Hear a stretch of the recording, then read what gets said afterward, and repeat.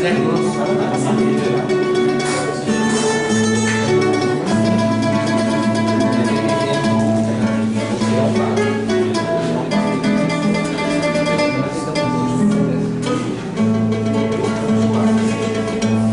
Zé Grosso, irmão querido, você me amou, é o caminho tão florido, esplende amor,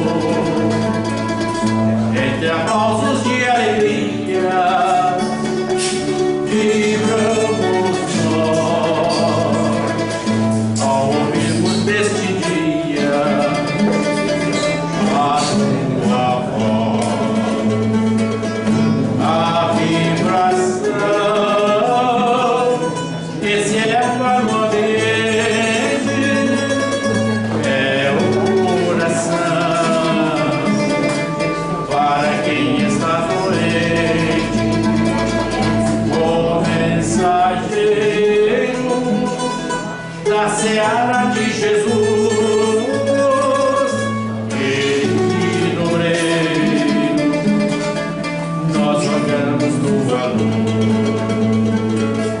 Mensageiro de bondade, encontrei-lo, semeando da caridade, e a Deus conduz. Quem dizemos tua presença, os irmãos, alegrando desta crença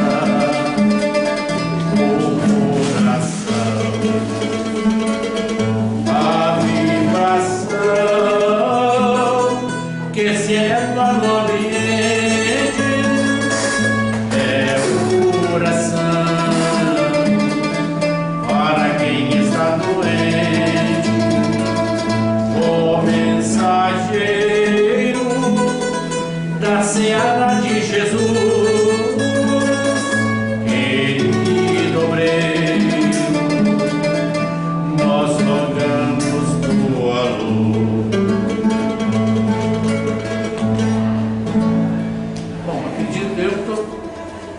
Muito obrigado. Isso é saudação. Almas em libras. Não, podia ser Parkinson também, né? Como eu sou meio ignorante, a gente tem que saber. Mas todo mundo conhece o Zé Grosso, que nós chamamos aqui para o nosso convívio. Não é isso? Então não precisamos falar do nosso grande benfeitor. Olha, faltam 10. É porque ela estava preparando para cantar uma música da canção, um pouco do música. O MPB pode ser? Não tem problema não? É porque nós gostamos da mensagem que ela traz e ela foi cantada por alguém lá no passado, os jovens aqui que nasceram em 1940, né, Pedro? Não, eu pouco antes. É? Pouquinho antes. Antes, né? Antes aí, uns 35. Mas tá jovem, hein? É, tá bem Puxa jovem. vida, legal. 39, mano. É? Pois é que deve lembrar dessa música aqui, porque bom, ela tem um quadro bonito, a gente gosta. Esperamos que vocês também gostem, porque nós vamos mostrar para vocês. E ela foi feita por Alvarenga e Ranchinho. Foi cantada por Mazarop. Esse nós conhecemos, né? O menino aí, veja só. Ela traz aquele quadro saudável, sabe? A gente pensa assim e temos certeza. Oh, que saudade que eu tenho, que doce recordação da minha casa de palha que eu deixei lá no sertão. Neste tempo eu fui amado por um anjo divinal. Minha casinha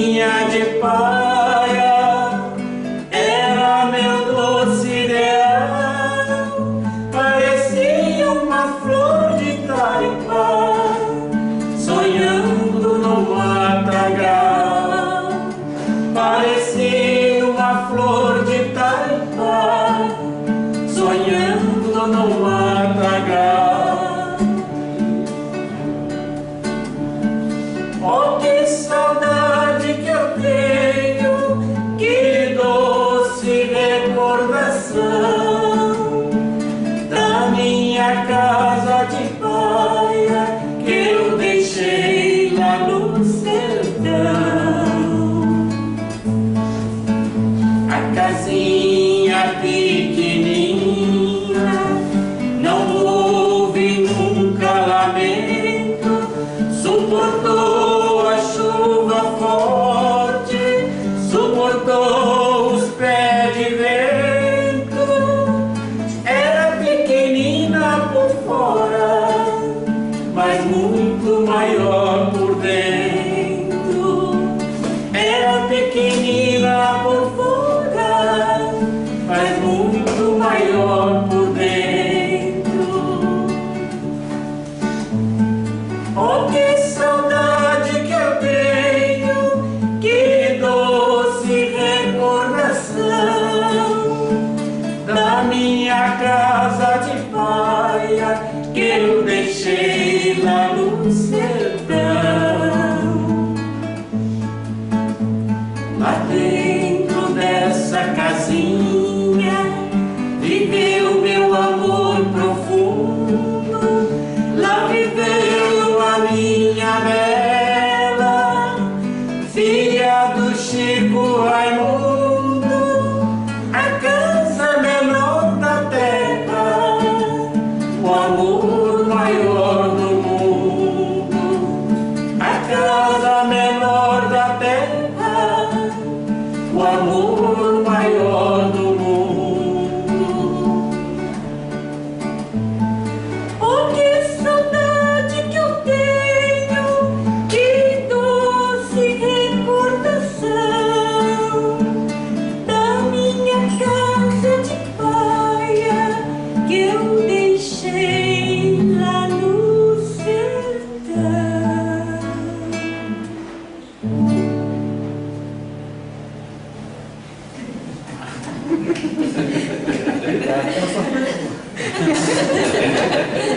Essa foi boa.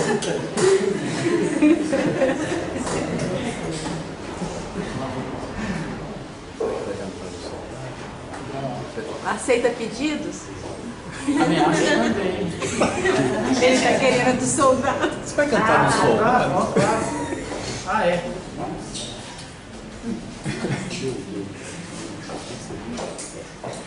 Gente, esse hino aqui que nós vamos cantar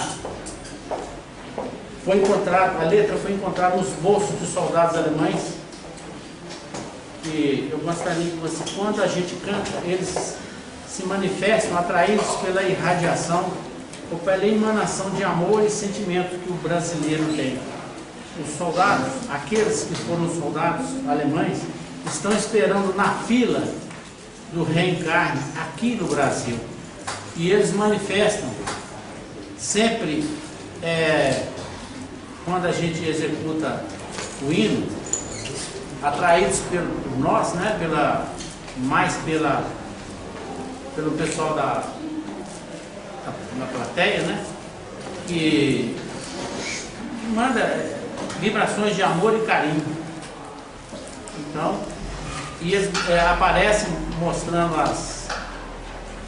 as bandeiras, onde vem escrito paz, gratidão.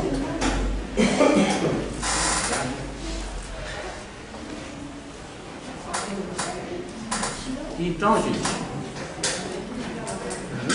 eles aparecem, manifestam e agradecem a nossa vibração de amor e carinho.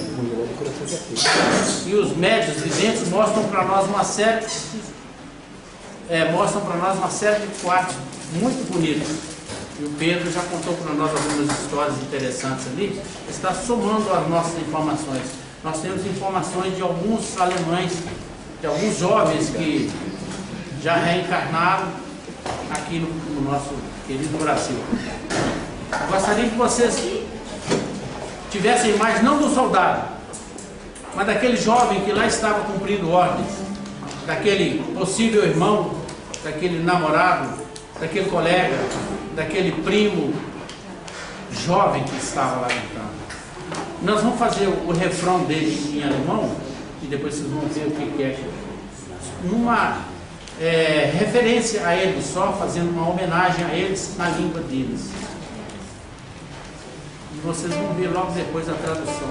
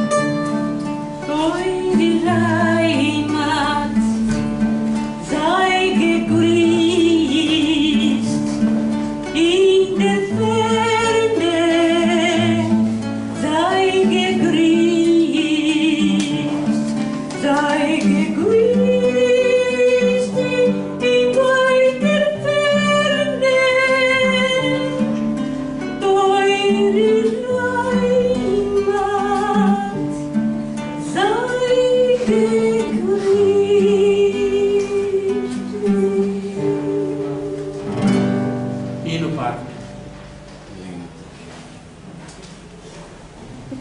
Obrigado. Obrigado.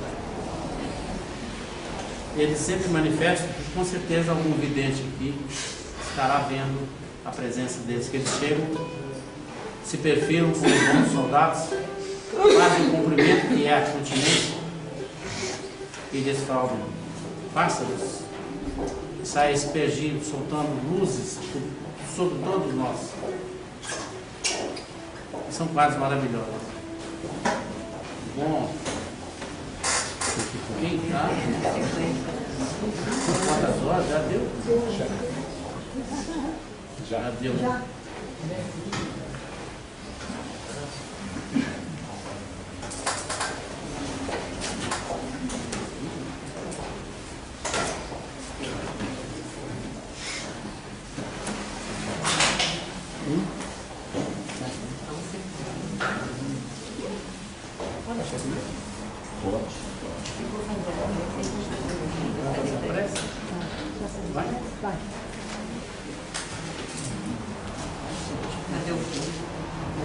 Em primeiro lugar, eu queria agradecer a presença de vocês, agradecendo a nossa reunião,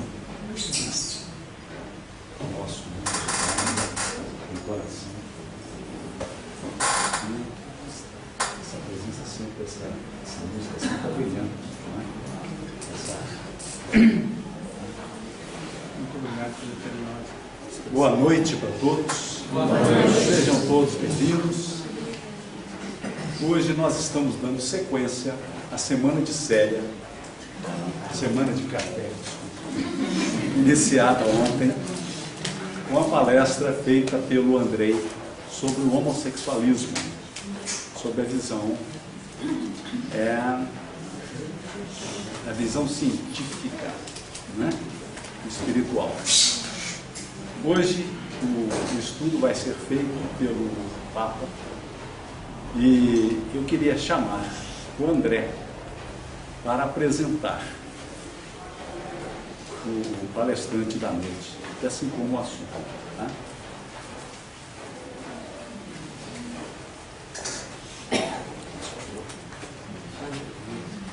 Boa noite. Tudo bem? Estamos bem, né? Mais uma noite festiva aqui na Casa de Célia. Para nós é sempre uma alegria muito grande, né, estarmos nessa casa que nos acolhe de braços abertos, com uma energia tão boa que nos conforta, nos revigora.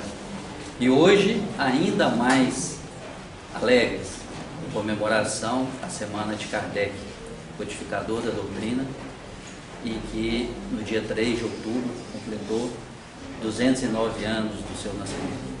E dentre a programação permanente da nossa casa, nós temos a Semana de Kardec, uma semana inteira dedicada a estudos relacionados a alguma questão da doutrina espírita. Gostaria de trazer para vocês um brevíssimo trecho da Gênesis. Caminhando de par com o progresso, o Espiritismo jamais será ultrapassado, porque se novas descobertas lhe demonstrarem estar em erro acerca de um ponto qualquer, ele se modificaria nesse ponto. Se uma verdade nova se revelar, ele a aceitará. Então Kardec nos deixou uma obra extraordinária e nos deixou também exemplos extraordinários. O exemplo de sabedoria, de bom senso, de lucidez, de discernimento e até de humildade, em que ele nos deixa claramente a recomendação de que a doutrina espírita deve estar a par do progresso das ciências, observando esse progresso e incorporando o que tiver de acordo com seus princípios e com seus fundamentos. Assim, na Semana de Kardec esse ano, nós estamos dedicando ao tema Ciência e Espiritismo no século XXI, em observação às recomendações de Kardec e em observação também a uma recomendação de Divaldo, em seminário no Rio de Janeiro, sobre o despertar do espírito. Divaldo foi perguntado o seguinte: no século XIX nós tivemos o advento da codificação espírita através de Allan Kardec. No século XX um desenvolvimento extraordinário de novas revelações através do trabalho sério e dedicado de médiuns responsáveis e dedicados. Qual é a missão do Espiritismo no século XXI? E Divaldo responde que a missão do Espiritismo é fazer a ponte entre a ciência e a doutrina, mostrando que a doutrina espírita é também ciência e deve observar, acompanhar e tentar compreender a evolução da humanidade, aplicar os princípios e os fundamentos à realidade das pessoas, trazendo o Espiritismo para o cotidiano das pessoas. Então esse é o nosso tema da Semana de Kardec. E hoje nós temos o nosso companheiro da casa, o Marcos Papa, que acredito muitos já conheçam. O Marcos Papa é companheiro antigo da casa, exerceu e exerce diversas atividades na nossa casa e atualmente é coordenador da nossa mocidade. Então nós passamos a palavra ao Papa para nos trazer a sua mensagem de hoje dentro desse tema da Semana de Kardec. Vamos ouvir.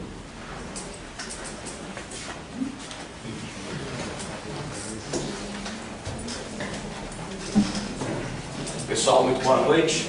Tudo bem? Aqui a Marília arruma aí a saída deles e eu vou colocar o título aqui. Foi estratégico, né? Aí deu tempo certinho.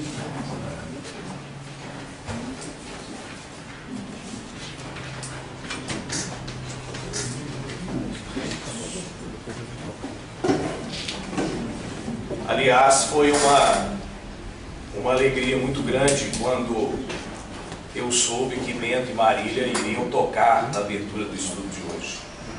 Eu já tive o prazer de conhecê-los na casa de Glacos, né, a Fraternidade Espírita de Irmão Glacos, que fica ali no bairro Padre Eustáquio, considera uma casa aí urbana.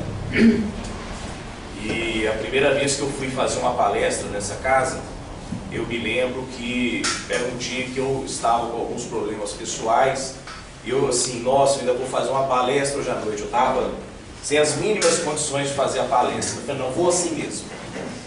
Ou em prece, que a espiritualidade auxilia. E aí, quando eles começaram a tocar e a cantar, mas assim, foi impressionante a sensação de alívio que eu senti no início do estudo. Então, eu nunca mais esqueci, né? Tenho um carinho imenso por eles.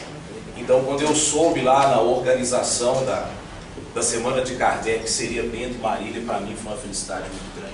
E fico mais feliz ainda em saber que vocês voltam com uma música no final. Porque se a palestra for ruim, vocês podem ficar tranquilos, que a música ao final vai ser ótima. Bom, então vamos lá. Já perceberam que eu estou um pouco rouco, então vou tomar mais água do que de costume nos meus estudos, né? Então peço aí a compreensão de todos. Em primeiro lugar, eu vim falar simplesmente do tema que eu mais adoro, desde que eu era criança, que é sobre Deus e o universo. Quando eu soube que a Semana de Kardec iria abordar a ciência, o espiritismo em seu lado científico, eu fiquei extremamente feliz e muito honrado com o convite. Por coincidência, no mês de janeiro, o pessoal aí que frequenta as terças-feiras, eu falei também sobre Deus e o universo. Então pode ser que algumas pessoas vão assistir alguns trechos repetidos, mas eu tenho certeza que vocês irão compreender, já que essa é uma semana especial e foi interessante trazer novamente aí o tema. Mas tem algumas coisas novas que nós iremos conversar. Falar sobre Deus e o universo, na verdade, é montar um grande quebra-cabeça. E a gente tem que voltar até um pouco a ser criança, né? Quando a gente está naquela fase mais da inocência, das brincadeiras. Então a gente não fica se preocupando muito com de onde que veio, de onde que surgiu. A gente quer brincar e quer curtir. E sempre que tem alguém, né, ou um tio, alguém mais velho, ou um amigo, um dia chega aqui, você já observou o céu? Você tem uma luneta aqui, você já deu uma olhada na lua hoje, né? Eu tive essa sorte, né? Tenho um tio que gosta muito de astronomia, então desde criança ele me acostumou, né, a pegar uma luneta, a observar o céu, a lua. Eu sempre ficava muito encantado com aquilo, né? Eu achava aquilo uma maravilha. E interessante, porque a minha mãe me trouxe aqui para a casa espírita desde os 5 anos de idade, né? Comecei aqui no SEDA com 5 anos. E eu sempre gostei do espiritismo, principalmente por causa dessa vertente da ciência. E quando entrava o assunto Deus, e aí falava do surgimento do universo, eu ficava completamente encantado. Mais ou menos quando eu estava com 9 anos de idade, isso foi em 1982, um cientista norte-americano, né, um astrofísico, chamado Carl Sagan, ele lançou um seriado de televisão chamado Cosmos. Esse seriado também depois se tornou um livro. Então, gente, eu gosto de mostrar os livros, tá? Adoro fazer propaganda de livro. A gente está aí na era da internet, que é muito importante para a pesquisa. Às vezes até na internet que a gente encontra livros mais antigos, né?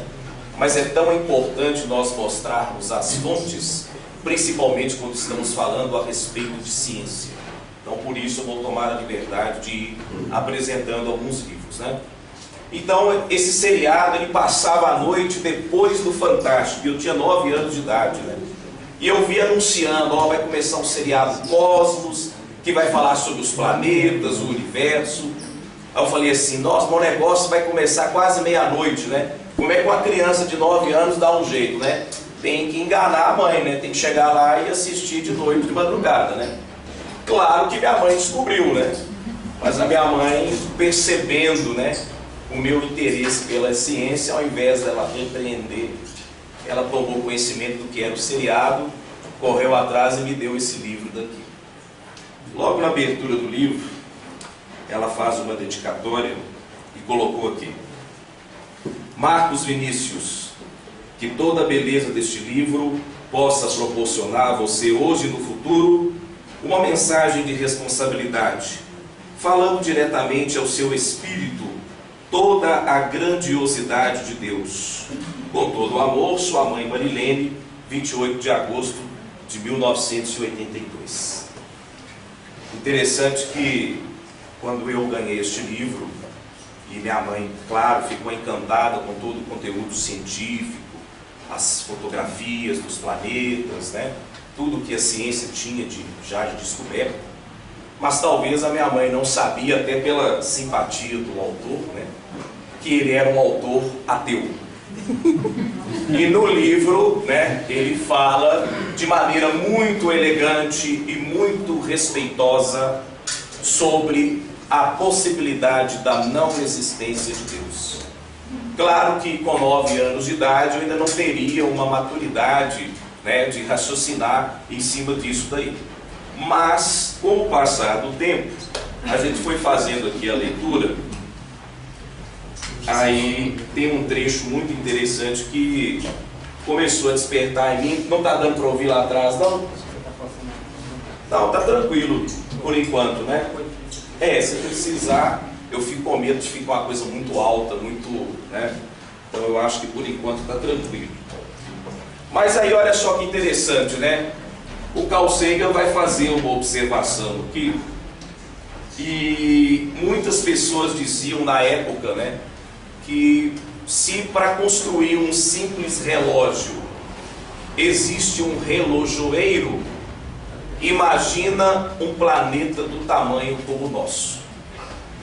E aí ele vem falar aqui, né, sobre a questão da seleção natural, do Charles Darwin. Aí ele abre com a seguinte introdução: muitas pessoas se escandalizaram, algumas ainda hoje, com ambas as ideias de evolução e seleção natural. Os nossos ancestrais olharam, né, para o céu, para a beleza da vida e as estruturas dos organismos e imaginavam um grande projetista. Aí ele colocou uma frase aqui: e o relógio de bolso não pode se criar automaticamente. Então todo relógio de bolso pressupõe um relojoeiro. Aí ele vem e me escreve aqui: mas um organismo unicelular mais simples é uma máquina mais complexa do que o mais refinado relógio de bolso. Eu estou assim raciocinando, é engraçado, né? Se uma pequena célula ela é muito mais complexa e sofisticada do que um relógio, então quem criou essa célula? Por que um relógio precisa de um relojoeiro e um planeta como o nosso, com tantos organismos vivos, também não precisou de um grande arquiteto? Então, lá nos meus questionamentos infantis, eu fiquei com isso na cabeça. Falei, ué, mas você está falando aqui que é muito mais complexo, né? E aí eu comecei a raciocinar em cima desse assunto.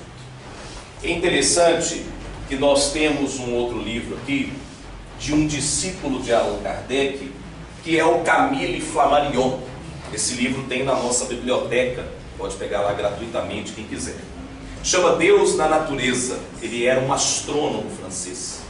Trabalhou com Allan Kardec, e ele tem um argumento nesse livro muito interessante, que sempre que nos defrontamos com os materialistas que não acreditam em Deus, ao invés da gente tentar combatê-los, nós temos que aprender os argumentos científicos que eles estão nos mostrando, e aí sim, através da ciência, que nós também iremos nos basear em nossos argumentos.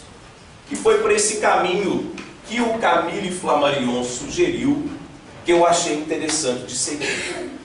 Ao invés de eu já taxar se Deus existe ou não, deixa eu começar a montar o quebra-cabeça do conhecimento.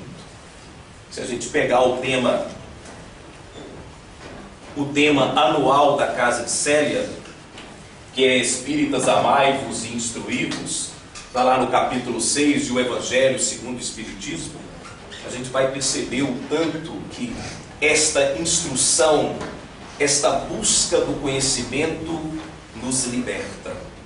Quanto mais nós estudamos, maior é o nosso discernimento para conversar com as outras pessoas, para entender e compreender aqueles argumentos que às vezes são contrários àquilo que eu acredito.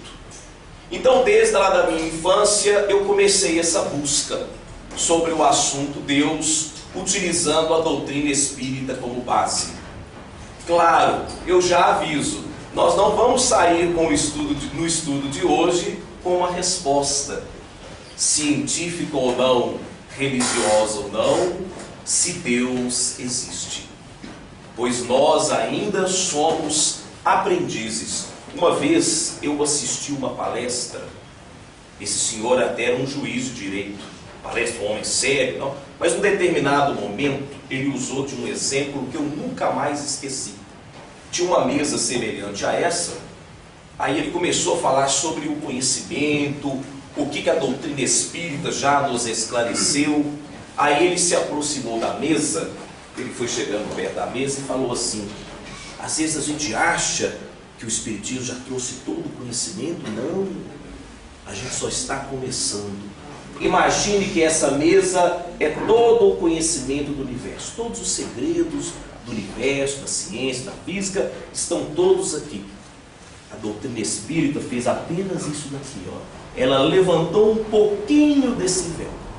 A gente tem um pequeno conhecimento aqui, mas nós temos ainda muito caminho a trilhar e muito caminho para aprender. Isso vale para a doutrina espírita, vale para as outras crenças, vale para o materialismo e vale para a ciência. Em primeiro lugar, nós temos que ter uma humildade muito grande em relação àquilo que nós não conhecemos. O Frei Beto, né, que é um companheiro aí católico, e aqui na nossa casa a gente não tem dificuldade nenhuma de citar os irmãos de outras religiões, ele tem esse livro chamado A Obra do Artista. Ele aborda muito esse assunto de Deus e o universo. Recomendo fortemente esse livro, fortemente. Para nós espíritas, assim, ele é excelente. E em um determinado momento aqui ele fala uma frase muito forte: a ciência é filha da verdade e não da autoridade. Durante muitos anos de nossa história, a ciência ou até mesmo a religião tentou se impor pela autoridade. Mas não é esse caminho para buscar o conhecimento. Jesus, quando veio compartilhar os seus ensinamentos, ele compartilhou com amor e com carinho. E são essas pessoas que ao longo da história, que foram compartilhando os seus conhecimentos, que nos ajudaram e que nos ajudam a montar o nosso quebra-cabeça. Interessante que o próprio Carl Sagan citou o Charles Darwin. E o Charles Darwin vai trazer, a famosa e conhecida teoria da seleção natural, que é a teoria mais aceita até os tempos de hoje. E cada vez mais a ciência vai chegando aí às suas conclusões, que a descoberta de Darwin, o caminho é por esse mesmo, sobre a evolução das espécies. Em primeiro lugar, a gente pensa assim, mas será que isso excluiria a existência de Deus? Será que essa teoria da seleção natural eliminaria a nossa crença? Aí eu, como sou muito curioso, falei, poxa, vamos correr atrás desses autores. Vamos saber o que eles falam. Porque às vezes a gente conhece ou toma conhecimento de alguma informação, ou através de um site, ou através de um professor ou de outra pessoa. Mas quando eu vou lá na fonte do livro, talvez eu vou conhecer informações que, olha, eu nunca imaginava que esse autor falaria sobre isso. O interessante é que quando Charles Darwin formulou a sua teoria, antes dele, um outro rapaz, também inglês, chamado Alfred Russel Wallace, teve a mesma ideia e mandou uma carta para o Charles Darwin, falando sobre o processo de evolução. O Darwin, até no livro A Origem das Espécies, cita esse rapaz, o Alfred Russel Wallace. Mas por que o Wallace hoje não é muito famoso e o Charles Darwin ficou extremamente famoso? Nós estamos com um livro aqui que chama O Aspecto Científico do Sobrenatural, do Alfred Russel Wallace. Esse livro foi traduzido para o português por um companheiro aqui da casa, que é o Jader dos Reis Sampaio, um grande estudioso que nós temos aqui no Célia Xavier. O Alfred Russel Wallace, quando formulou a sua teoria da evolução, ele já acreditava no princípio inteligente e na reencarnação.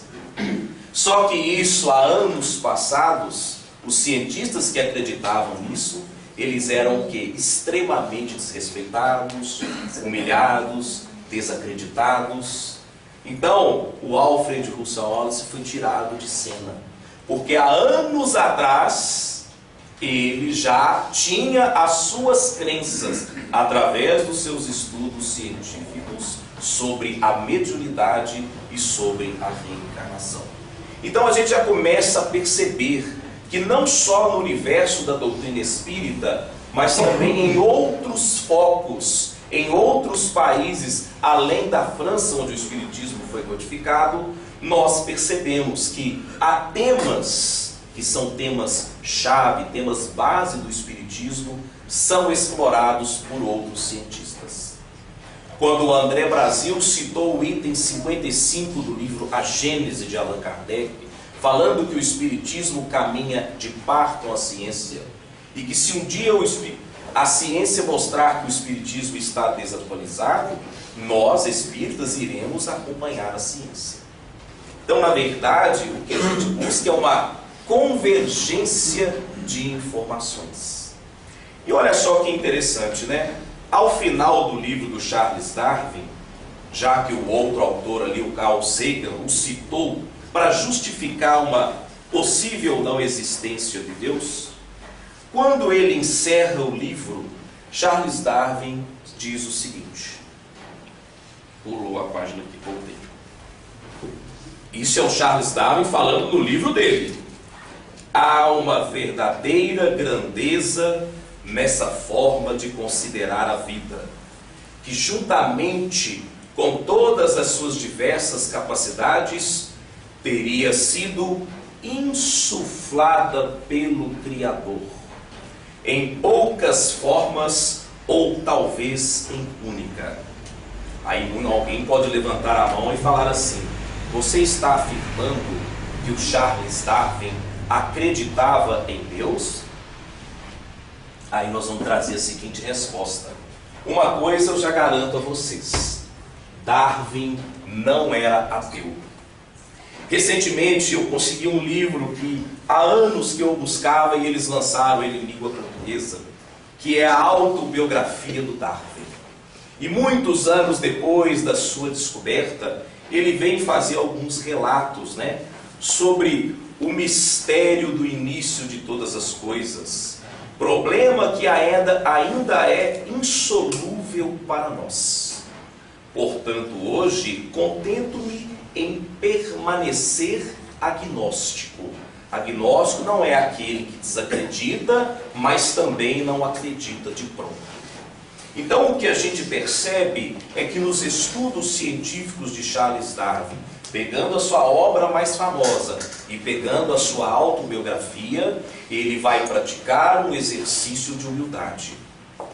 As minhas descobertas, como foi colocado ali, podem sim e cabem um entendimento sobre um provável Criador, que deu a origem inicial de todas as espécies. Mesmo que ele depois permaneça como um agnóstico, mas ele não se tornou um ateu. É muito comum vermos na internet pessoas que utilizam de falas truncadas do Charles Darwin para afirmá-lo que ele não acreditava em Deus. Sim, ele demonstra aqui um grande descontentamento com as religiões. E as religiões, e muito do que se foi praticado da Idade Média para os anos seguintes, e até recentemente, eu vou até concordar com muita coisa aqui que ele questiona. Mas ele separa o assunto Deus sobre isso. Ele tem um desencanto com a religião, o que é bem diferente. Então, a todo momento, já que a doutrina espírita, através do seu codificador, Allan Kardec, gosta de deixar bem claro esse contexto científico, é importante nós citarmos os autores de fora da doutrina, para percebermos que há uma coerência muito grande em relação a essas informações. O mais interessante disso tudo é que nós tivemos recentemente um movimento ateu, ou um neo-ateísmo, como eles chamam, muito forte. Nós espíritas sabemos que estamos passando de um mundo de provas e expiações para um mundo de regeneração. E como há uma transição planetária e toda a transformação é extremamente difícil, é igual quando a gente sai do período da adolescência para o período adulto. Adolescência vem do verbo adolescer, que é crescer. É um período muito difícil. E nós, seres humanos, estamos vivendo a nossa adolescência na Terra. À época de Jesus, ainda éramos crianças espirituais. Agora que estamos vivendo, junto com a tecnologia usada para o bem, aí sim, a evolução começa a caminhar a passos largos. Mas percebemos que o aspecto moral não pode ser deixado de lado. Ao mesmo tempo, entendemos que, com todas as perturbações que o nosso mundo vive, muitas pessoas perdem a fé, muitas pessoas deixam de acreditar, e às vezes é até mais fácil você negar o conhecimento e negar uma fé. Nós temos um biólogo hoje também, ele nasceu na África, mas desde criança viveu na Inglaterra, então a gente chama que ele é um biólogo britânico, chamado Richard Dawkins. É um biólogo notável, um homem extremamente inteligente. E ele resgatou muito forte esse movimento do ateísmo, do não acreditar em Deus. Diferente dos outros autores que eu apresentei até agora, o Richard Dawkins ele utiliza de uma certa ironia. E tanto é que ele escreveu um livro que tem o título Deus um delírio. Só pelo nome do livro você já imagina que as críticas não são muito leves. Claro que ele traz vários fundamentos científicos, principalmente na área da biologia. Só que ele foi colocando os argumentos e eu fui observando e, claro, é muito importante que a gente conheça aqueles que nos criticam. Olha só que interessante. O Allan Kardec, na época da codificação da doutrina, deixa eu ver se a minha voz vai até 9 horas. Eu acho que ela chega lá, hein? Segura aí que ela chega lá. O Allan Kardec, no período da codificação da doutrina, ele tinha uma revista mensal chamada Revista Espírita, ou Jornal de Estudos Psicológicos. O Allan Kardec respondia cartas das pessoas que tinham dúvidas sobre o Espiritismo, porque o Espiritismo ainda era uma doutrina, uma ciência muito nova.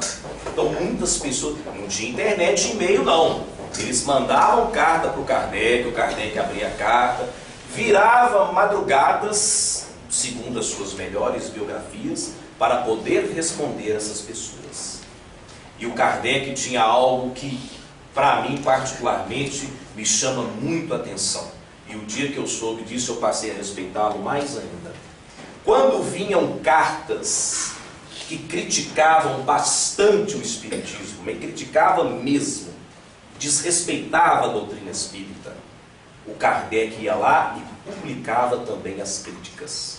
E depois vinha a resposta dele. Por quê? Para o Kardec, o mais importante é que a pessoa comparasse os argumentos. Ele dava a liberdade de escolha. Tanto é que no livro O Evangelho segundo o Espiritismo, na introdução tem uma parte que ele diz: não acredite numa verdade somente porque eu estou lhe dizendo, porque não passa de uma opinião pessoal. Busque a sanção da concordância. Então Kardec nos incentivava a buscar a concordância dos fatos. Então nós espíritas, é também importante que a gente acompanhe aqueles que criticam aquilo que acreditamos, até para sabermos como está a nossa fé, como está o nosso conhecimento, como está aí o nosso instruídos. Bom, eu comecei a ler o livro do Richard Dawkins, e já na abertura do livro aqui ele coloca o seguinte: se este livro funcionar do modo como espero, os leitores religiosos que o abrirem serão ateus quando terminarem. Eu morri de medo quando eu comecei a ler esse livro. Falei, nossa! Um cientista renomado fala com tanta convicção que quem terminar de ler esse livro vai terminar ateu. Aí que eu fiquei mais curioso ainda para ler o livro, né? Falei, é hoje que eu vou virar ateu, né? Então vamos embora. Fui indo. Então, eu cheguei lá no capítulo 4, porque quase com certeza Deus não existe. Aí eu fiquei extremamente decepcionado, porque eu estava naquela expectativa, né? Falei, será que ele vai conseguir me convencer, né, de tudo isso que eu estudei desde criança? Mas na hora que ele chega, eu quase tenho certeza que não é assim que funciona. E mais ao final do livro, ele vira e fala a seguinte explicação, e essa para mim é a que eu mais adorei: ser ateu não é incompatível com bons princípios morais e com a apreciação da beleza do mundo. Tudo bem. A própria palavra Deus ganha o seu aval na ressalva do Deus einsteiniano. Então, para ele, a crença em Deus é a crença que o Albert Einstein acreditava. Quando eu li isso, eu falei, vou ter que pesquisar a vida do Einstein. Como diz o Kardec, não acredite numa verdade somente porque eu estou lhe dizendo. Busque a sanção da concordância. Vou seguir o conselho do Allan Kardec. Ele me deu mais um trabalho, né? O interessante é que esse livro aqui é de 2007. Até o ano de 2007, para muitos da comunidade científica, eles consideravam o Albert Einstein ateu. E os materialistas tinham isso como um troféu, né? Poxa, o maior gênio que nós tivemos não acreditava em Deus e tal. Pois é, Um ano depois, em 2008, arrumaram um problema para o Richard Dawkins. Porque o jornalista Walter Isaacson nos Estados Unidos seria como se fosse o Caco Barcelos aqui no Brasil. Jornalista extremamente renomado, ele aparece na televisão, mas ele também é especializado em biografias, né? Ele foi o primeiro biógrafo que teve acesso aos textos manuscritos do Albert Einstein. A família do Einstein autorizou ele que ele publicasse. Então você tinha, né, os escritos, né, o diário do Einstein. E aí, claro, tem um capítulo que fala sobre o tema Deus. Ô, gente, mas assim, eu fui assim, nossa, chega nesse capítulo logo. Eu não quis pular o livro, eu falei, não, vou ler o livro, eu quero chegar até lá. Nós vamos saber hoje em definitivo o posicionamento do Albert Einstein. Na hora que você abre a página, não sou ateu, ponto. Aí começou a ficar complicado, porque ele falou aqui que ele segue o Deus einsteiniano. Ótimo, então se ele deu esse exemplo, então vamos entender que ele vai acreditar que ele também não é ateu. Aí Einstein continua com as suas palavras. Vemos um universo maravilhosamente organizado e que obedece a certas leis, mas compreendemos essas leis apenas muito vagamente. Interessante quando a gente pega a obra basilar da doutrina espírita, o Livro dos Espíritos, lá no início, que fala sobre o tema Deus e o universo. Se a gente pegar as palavras aqui do Einstein, e olha que o Einstein não teve relação nenhuma com a doutrina espírita, segundo a gente percebe na sua história, é impressionante a coerência e o tanto que essas palavras são similares às palavras que os espíritos respondem a Allan Kardec sobre o tema Deus e o universo. A gente ainda está muito limitado em relação a esse tema. E o Einstein vai continuar. Olha só que interessante. E são as palavras dele, hein? Minha religiosidade consiste numa humilde admiração pelo espírito infinitamente superior que se revela no pouco que conseguimos compreender sobre o mundo possível de ser conhecido. Essa convicção profundamente emocional da presença de um poder superior racional. Vou repetir a fala do Einstein. Poder superior racional que se revela nesse universo incompreensível, forma a minha ideia de Deus. Interessante que se ele coloca como poder superior racional, se formos em O Livro dos Espíritos, na primeira pergunta, Kardec faz a seguinte pergunta, olha só que interessante. Livro dos Espíritos, a doutrina espírita começa com esse tema. Pergunta número 1 do livro, né?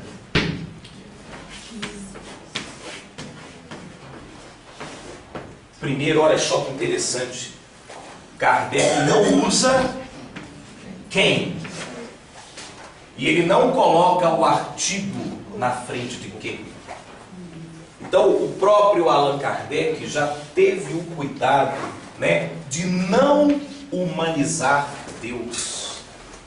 E aí vem a resposta dos espíritos, ou do Espírito Verdade. Deus é a inteligência suprema, causa primária ou causa primeira, dependendo da tradução, causa primária de todas as coisas. Então, quando eu pego uma biografia oficial do Albert Einstein e vejo ele falando sobre um poder superior racional, e eu falando na doutrina espírita de inteligência suprema, eu vou percebendo esta convergência da doutrina espírita com a ciência. Não é meramente uma religião e somente uma questão de fé. A fé nos acompanha. A fé, a religiosidade está conosco, junto com essa capacidade de filosofia, que em grego significa amar a sabedoria. E a palavra ciência, que vem do latim, ciência é saber. Eu, como filosofia, amo a sabedoria. E a religiosidade vai me trazer o aspecto moral. Esse é o tríplice aspecto do Espiritismo. E nós estamos aqui para unir todos eles. Nós é que montamos esse quebra-cabeça. Mais ou menos no século XVII, nós tivemos um matemático chamado Blaise Pascal. Não vou falar de matemática, podem ficar tranquilos, vou falar só da parte filosófica do Pascal.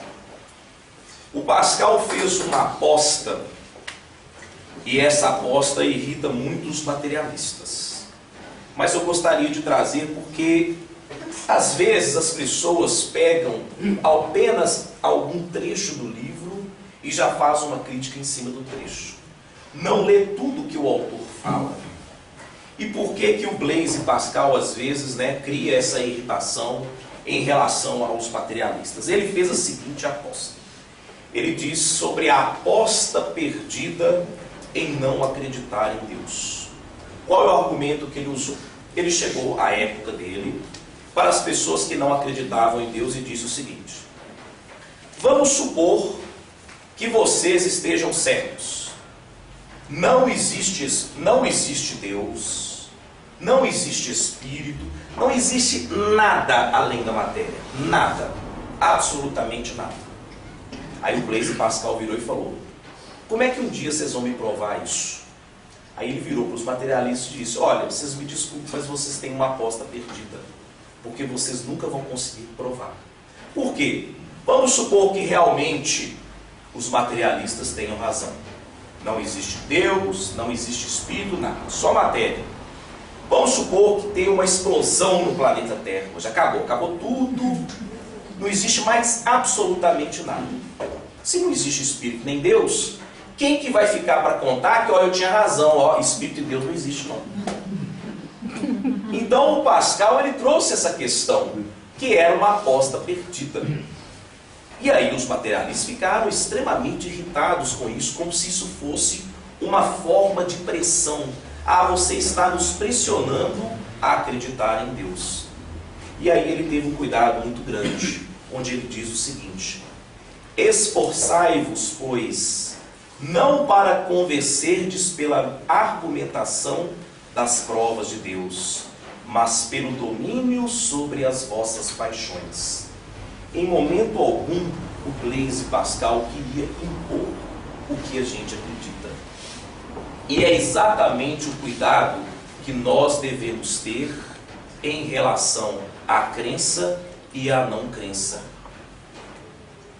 O que nós percebemos é que os radicalismos de ambas as partes, tanto do aspecto da religião, quanto daqueles que utilizam da ciência para desmerecer uma crença, isso, nos tempos de hoje, não está dando mais certo. Porque esta fase de transição planetária que nós estamos vivendo, o homem está buscando se espiritualizar cada vez mais. É esse o sentido que nós estamos buscando para as nossas vidas. Quando a gente vem aqui na casa de Célia assistir uma palestra, independente se eu ainda não acredito na doutrina espírita, se eu ainda tenho as minhas dúvidas, as minhas dificuldades, e que bom que eu ainda tenha os meus questionamentos, porque a doutrina espírita começou com um livro de perguntas e respostas, e nós estamos sempre fazendo perguntas para buscarmos as nossas respostas. Mesmo aqueles que ainda estão vivendo uma dúvida, que bom que nós estamos aqui buscando essas respostas, que não é a resposta para provar para o outro que eu tenho razão, é a resposta que eu estou buscando para mim. Por isso que Jesus disse que o reino de Deus, lá no Evangelho de Lucas, capítulo 17, versículo 21, olha, o reino de Deus não se encontra aqui e acolá, encontra dentro de vós. E se a gente pega a pergunta 621 de O Livro dos Espíritos, vem lá: onde está escrita a lei de Deus? E vem a resposta: na consciência. Por isso que a nossa fé é o grãozinho de mostarda. Outro exemplo simples que Jesus nos trouxe: porque a semente ela brota e se transforma numa árvore. A informação já está toda dentro da semente, assim como a crença em Deus já está dentro da nossa consciência. Muitos autores vão argumentar: ah, mas vocês acreditam em Deus hoje porque vocês foram educados para isso. E os povos primitivos, na época que ainda não existiam as religiões, quem que educou essas pessoas sobre Deus? A religião ainda não existia. Um outro discípulo de Allan Kardec, o italiano Ernesto Bolzano, ele fez um estudo com várias tribos primitivas, mais ou menos na década de 30 e na década de 40, em vários países do mundo. E ele percebeu que nessas tribos primitivas, esses povos não tinham uma capacidade de abstrair uma crença em um ser superior. Porque muito se alega que crer em Deus vem dos povos primitivos, que olhavam para o céu enquanto caía a chuva, imaginavam: nossa, um ser superior foi e criou essa chuva. Claro, eu não posso pegar os argumentos do Ernesto Bolzano e tomar como verdade absoluta. Mas nesse livro, Povos Primitivos e Manifestações Supranormais, ele que vai fazer até um estudo sobre mediunidade desses povos, ele vem trazer essa conclusão, que os povos primitivos, e aí imaginamos de antigamente, eles não tinham essa capacidade de abstração. Então eu não posso usar esse argumento, que a minha crença em Deus ela está aqui hoje, porque ela vem lá de trás dos povos primitivos. Há um ótimo questionamento em cima disso aqui.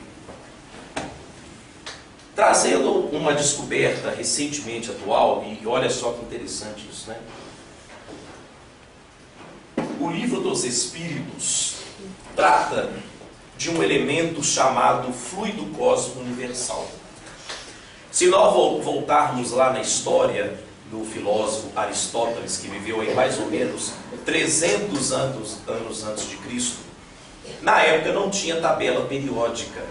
Então eles simplesmente separavam os 4 elementos, como o ar, a água, a terra e o fogo.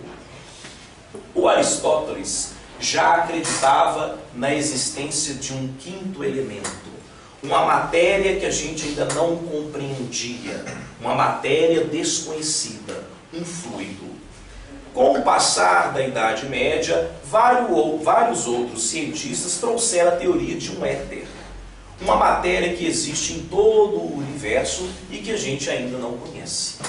Em O Livro dos Espíritos e também em outras obras de Kardec, principalmente a Gênese, vai ser apresentado como fluido cósmico universal. Uma espécie de matéria diferente, mas que permeia o universo. Interessante que, mais ou menos na década de 20, o cientista canadense Edwin Hubble é o que deu o nome a esse grande telescópio que existe hoje. O Hubble fez uma descoberta espetacular. Um dia ele estava lá no seu telescópio, e aí ele começou a observar as estrelas, e ele percebeu que elas mudavam de posição e se afastavam. O que ele fez? Ele pegou várias lâminas de raio-x, colocou abaixo do seu telescópio e começou a tirar fotos do céu, fotos do universo. Um ano depois ele pegou essas chapas e colocou uma em cima da outra. O que ele percebeu? Que as galáxias estavam cada vez mais se distanciando. Hoje, uma das teorias mais aceitas é que o universo está em constante expansão, cada vez maior. E para que exista gravidade entre as galáxias, segundo vários livros de ciência que eu tenho aqui, é necessário que exista matéria. E aí a gente vai pegar, né, o outro cientista renomado, que é o Stephen Hawking. Muitos já devem ter visto, ele fica naquela cadeira de rodas, né? Ele tem aquele problema que ele ficou todo retorcido, ele conversa através de um sintetizador de voz. E nesse famoso livro dele, né, Uma Breve História do Tempo, ele comenta uma nova descoberta que os cientistas hoje desconfiam, que em partes do universo hoje, para justificar essa gravidade que se expande junto com o nosso universo, nós temos uma energia, uma matéria escura. Aí eu fiquei assim, olha só, eu não vou afirmar que o fluido cósmico universal que o Allan Kardec fala em O Livro dos Espíritos, escrito aí há 156 anos atrás, 157, é essa matéria, essa energia escura. Mas é uma coincidência muito grande. Eu não posso ser arrogante aqui de afirmar que é a mesma coisa. Mas, novamente, eu percebo uma coerência muito grande em relação a essas informações. Por isso que nós espíritas sempre pedimos a todos que tenham um cuidado muito grande e que aquelas pessoas que querem criticar a nossa doutrina, que elas tenham pelo menos o cuidado de estudar as bases do Espiritismo. Nós não nos prendemos apenas em preceitos religiosos. A preocupação com os contextos científicos é de extrema importância. Eu, particularmente, fico extremamente feliz de perceber toda essa coerência de informações que nós estamos percebendo. Bom, para a gente ir finalizando aqui, olha só que interessante, né? O Freud também sempre foi conhecido como um grande materialista. Não acreditava em espírito, Deus, então, de forma alguma. Falei, será mesmo, né? Será que ele não tinha crença nenhuma sobre isso? Aí eu descobri um livro do Freud, que é um livro dele que não é muito famoso, né? A gente geralmente conhece mais a interpretação dos sonhos, a questão da psicanálise, e aí todo o pessoal da psicologia que sabe aí melhor do que eu. Mas ele tem um trabalho chamado Moisés e o Monoteísmo, esboço da psicanálise. Falei, olha só que interessante, ele estudou a vida de Moisés. E nós espíritas, quando pegamos o Evangelho segundo o Espiritismo, a nossa primeira revelação foi Moisés, o judaísmo, a crença no Deus único. Que interessante um cientista materialista se interessar em estudar isso também. Nós chegamos a uma parte aqui do livro que eu também, assim, fiquei bobo quando eu li isso aqui. Isso são as palavras do Freud. O Freud era realmente ateu. Não é porque eu vou ler esse trecho aqui que eu vou sugerir que ele um dia pensou na possibilidade da existência de Deus. Mas, no mínimo, ele lançou uma observação curiosa.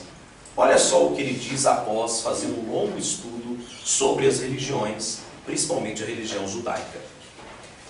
Há um elemento de grandiosidade a respeito de tudo que se relaciona à origem da religião, exceto inclusive a da judaica. E esse elemento não foi igualado pelas explicações que até aqui fornecemos. Então o Freud vai também fazer o seu exercício de humildade, que todas as informações que nós temos até agora não dá para eu concluir uma resposta em relação ao tema. E aqui ele vai nos colocar uma importância muito grande sobre esse contexto religioso. Ele demonstra todo o seu respeito aqui. Gente, um livro muito citado também é esse livro do Nietzsche, né? O impronunciável nome Friedrich Nietzsche, né? Esse filósofo alemão prussiano, né? Na época Prússia, onde ele nasceu. Esse livro dele ficou muito famoso porque ele fala de uma suposta morte de Deus. E as pessoas, o Nietzsche matou Deus no livro. E vários ícones do materialismo, né? Vários intelectuais, professores de faculdade, então adoram esse livro, né? E às vezes os jovens entram nas universidades e ficam encantados com aquele professor ateu que traz um tanto de informação. Mas será que o Nietzsche também era completamente ateu? E mais uma vez eu trago aquela observação. É importante ler o livro inteiro e não pegar apenas pequenos trechos. E aí é interessante que ele começa a contar um caso, né, de um homem que estava na rua e começa a gritar: procuro Deus, procuro Deus. mas muitos daqui estão rindo de mim, só encontram gargalhadas. Para onde foi Deus? O homem aqui pergunta da história fictícia de Nietzsche. Se não bobear, ele estava se referindo a ele mesmo. Pois então, vou lhes dizer onde está Deus. Nós o matamos, vocês e eu. Somos nós o seu assassino. Mas como fizemos isso? Deus morreu. Aí a pessoa pega só esse trecho, ela está vendo? O Nietzsche não acreditava. Aí ele matou Deus, matou Deus. Vamos ler o que ele vai falando a seguir. O que o mundo possuía de mais sagrado e de mais poderoso até hoje, sangrou sob o nosso punhal. Quem nos limpará este sangue? Existe um outro livro do Nietzsche chamado Anticristo, que ele diz assim: o único cristão morreu na cruz. Claro que é um comentário extremamente agressivo, mas ele deixa o respeito a ele por Jesus. Ele está dizendo que Jesus foi o único cristão que viveu no mundo, mas ele reconhece a cristandade do próprio Cristo. E nós espíritas somos cristãos. E aqui ele faz o questionamento: nós matamos o que a gente possuía de mais sagrado, que está sangrando até hoje.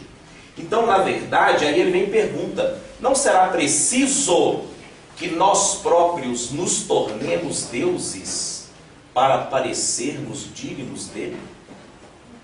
Interessante que a gente tem uma passagem no Evangelho de Mateus que fala: sede perfeitos como perfeitos é o vosso Pai. Isso é uma fala de Jesus. Então, quando o Nietzsche traz essa comparação, claro, isso é uma interpretação pessoal minha, mas o Nietzsche era extremamente estudioso das palavras de Jesus. Então, quando ele fala aqui da morte de Deus, ele está falando de nós. E às vezes, infelizmente, nós, sociedade, matamos Deus sim.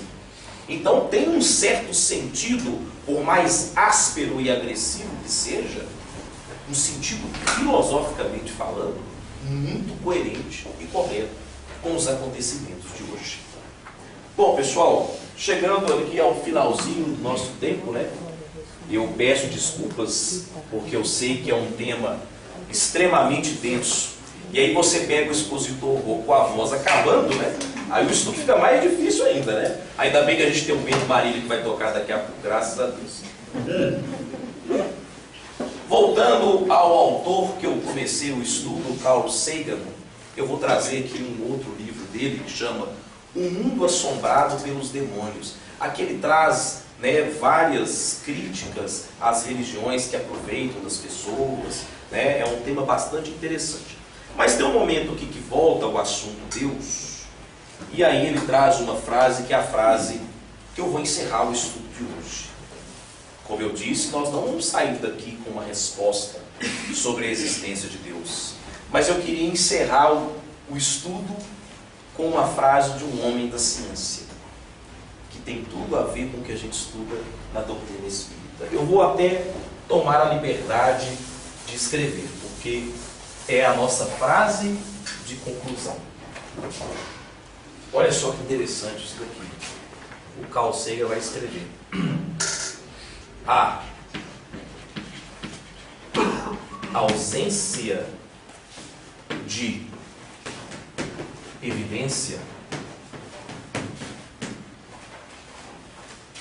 não é evidência da ausência. Interessante, né?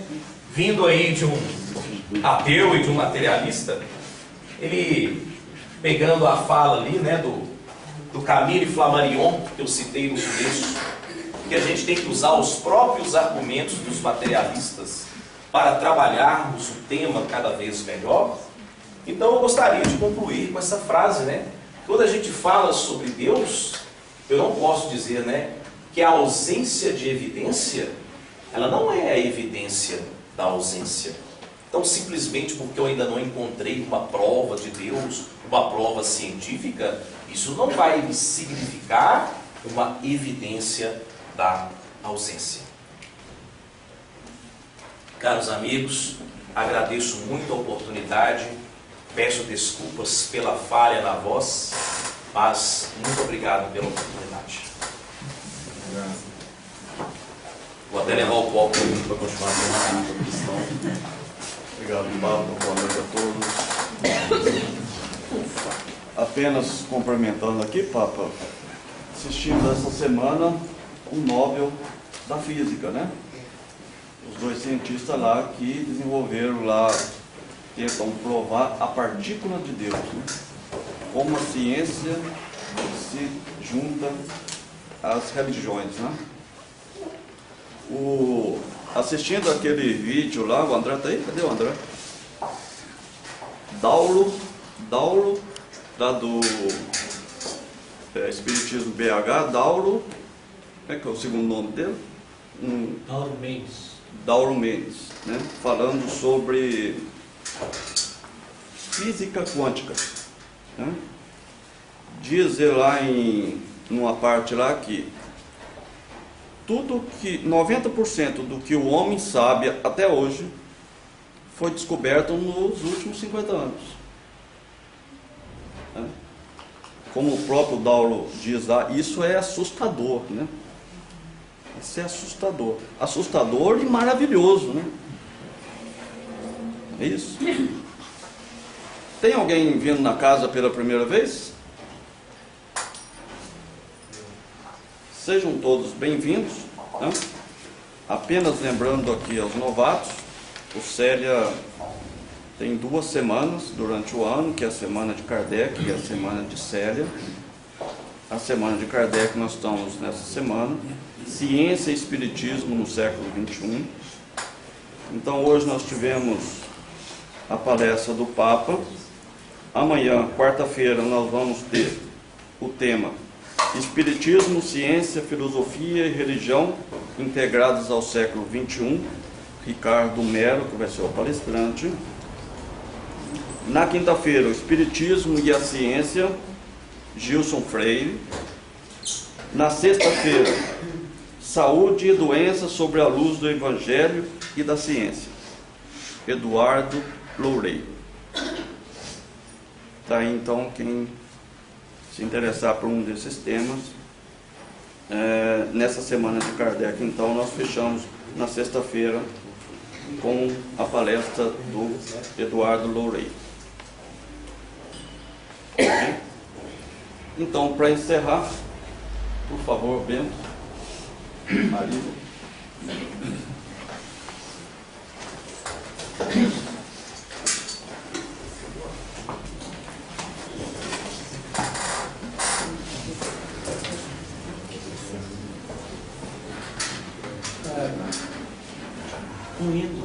Pode ser 2? Pode ser 2. Porque nós temos um aqui que vocês conhecem, com certeza, e não poderia deixar de falar, que é Deus em toda parte. O autor Cabete, um paulista que vivia em Cruzeiro, que fez a maior parte dos hinos que nós tocamos. E também dos hinos do Coral Cheio.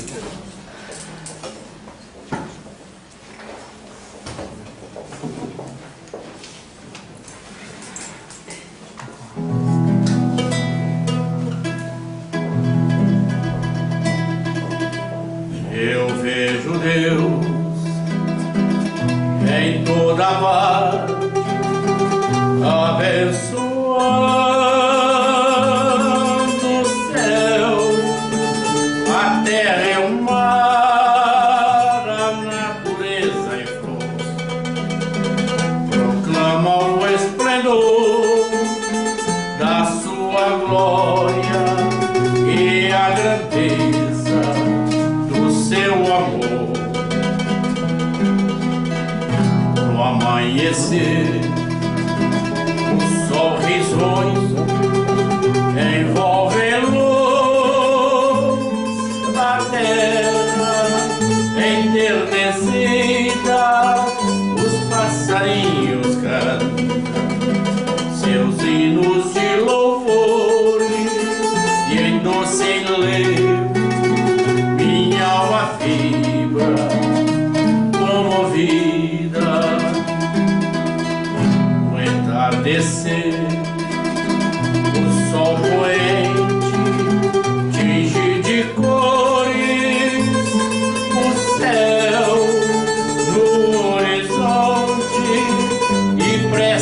tão sublime, falando ao coração quanta beleza. Eu vejo Deus na imensidão, a flor que nasce, a gota d'água, a voz da brisa e a flor a murmurar, falam de Deus, amor, de Deus que é o autor da minha vida e da minha alma agradecida. Eu vejo Deus no olhar.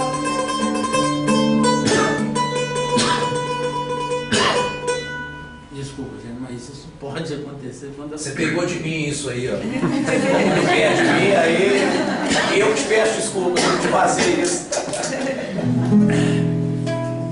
Aceito a água.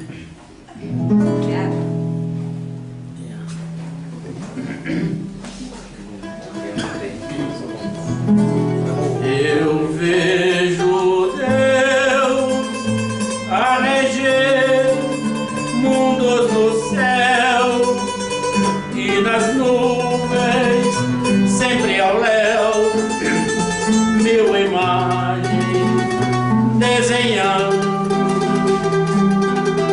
Eu vejo Deus no olhar da mãe que amamenta e na haste que sustenta uma flor desabrochando. Eu vejo Deus a reger mundos do céu e nas nuvens, sempre ao léu, mil imagens desenhando. Eu vejo Deus no olhar da mãe que amamenta e na haste que sustenta uma flor desabrochando.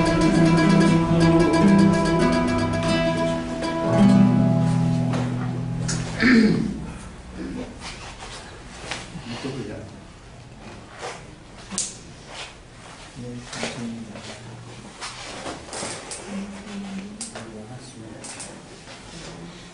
Gente, agora para perceber o quanto Deus eu acho que alguns já conhecem, mas veja o quadro que caracteriza mesmo, e esse era cantado por um escravo, Louvaninho, e eu contava algumas coisas a respeito do que é ser escravo, mas não precisa falar disso.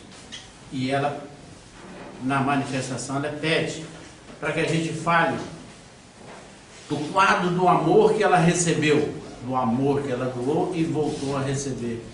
Ela cantava cuidando da sinhazinha ali no berço. Ela era escrava, mas ela cuidou da filha do senhor do engenho.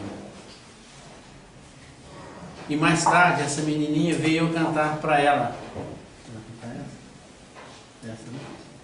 Então, eu gostaria que vocês fizessem o quadro, ouvissem, prestassem atenção no carinho, na ternura, naquele português bucólico, de pouca cultura, mas no amor desvelado. Eu gosto de falar que é aquela preta velha,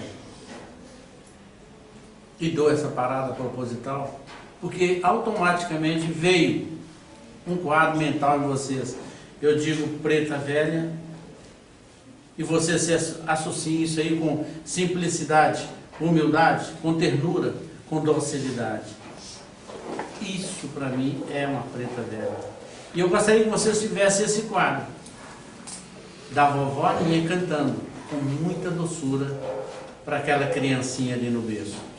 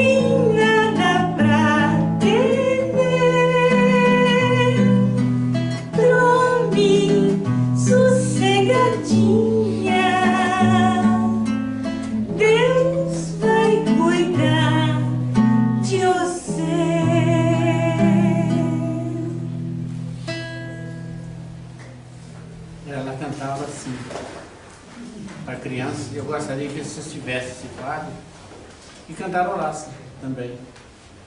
É simples, singelo. E a menina, mais tarde, veio a crescer e cantou para ela, devolvendo, porque ela recebeu tantos passes energéticos que veio a cantar, retribuindo tudo isso. É esse o quadro. Vejam só.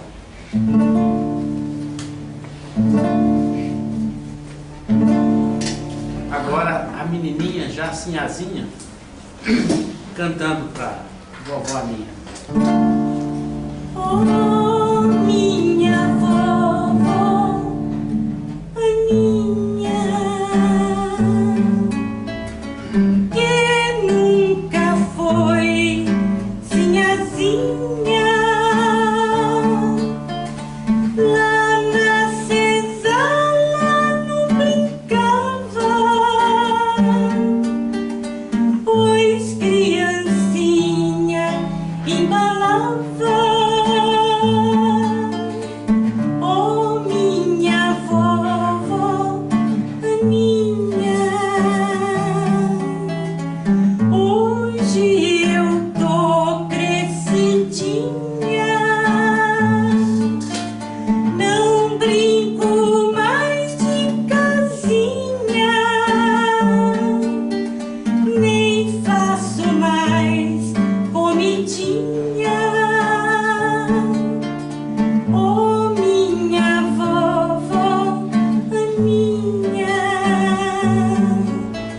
guardo minhas bonequinhas, guardo todos os brinquedinhos para aprender a dar carinho. Hoje embalo em meus braços o seu corpinho franzino, na sua pele enrugadinha, passo as mãos de mansinho, cantando aquela cantiga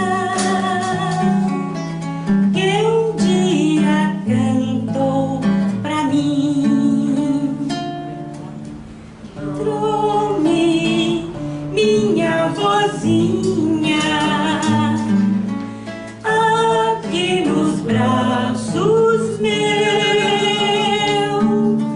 Trome, sossegadinha,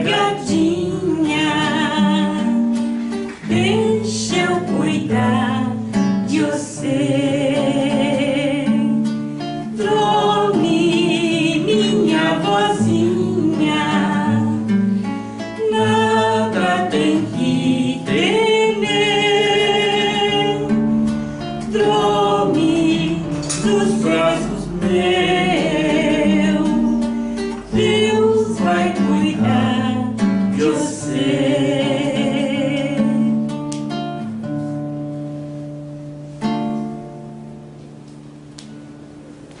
Esse era o quadro que nós queríamos deixar com vocês.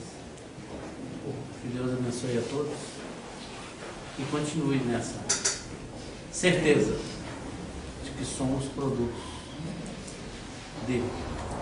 Toda essa beleza que há em tudo, só pode existir alguém que criou tudo. Que Deus esteja conosco, nos abençoando sempre. Obrigado a vocês pelo carinho. E como nós cantamos no início, cada vez que vocês adentrarem aqui, não tenham dúvida da existência de Deus.